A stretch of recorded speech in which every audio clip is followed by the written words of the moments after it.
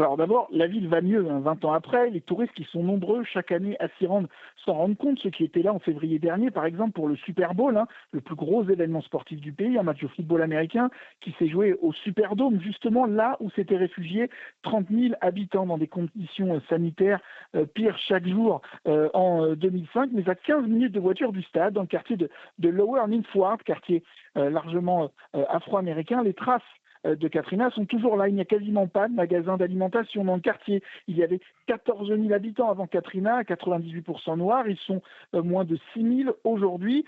C'est une illustration de ce qui s'est passé dans une ville inondée, rappelez-vous, à 80% et dont 120 000 personnes sont partis se réfugier ailleurs pour ne jamais revenir.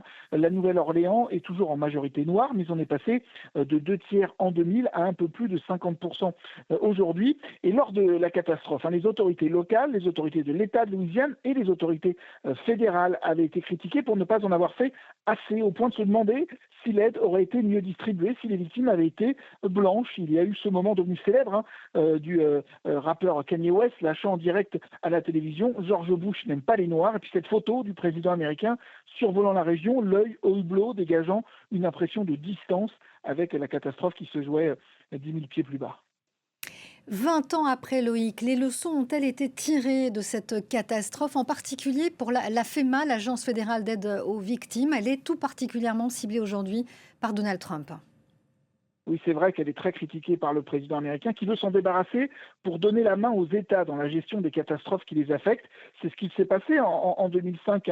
Ce qui s'est passé en 2005 a joué un rôle dans la perception que les Américains ont de l'agence et surtout dans la confiance, dans la compétence des autorités fédérales face à des catastrophes naturelles. Rappelons-le, à l'époque, la gouverneure démocrate et le maire de la Nouvelle-Orléans avaient eux aussi été critiqués pour avoir tardé à décréter l'évacuation des habitants alors qu'ils avaient été prévenus des risques à venir. Le corps des ingénieurs de l'armée a dépensé 15 milliards de dollars pour construire de nouvelles digues autour de la Nouvelle-Orléans, des digues censées protéger la ville, situées en partie sous le niveau de la mer. C'est ces digues qui avaient cédé en 2005, malgré là aussi des avertissements depuis longue date sur leur résistance aléatoire en cas de catastrophe, en cas d'ouragan. Merci beaucoup.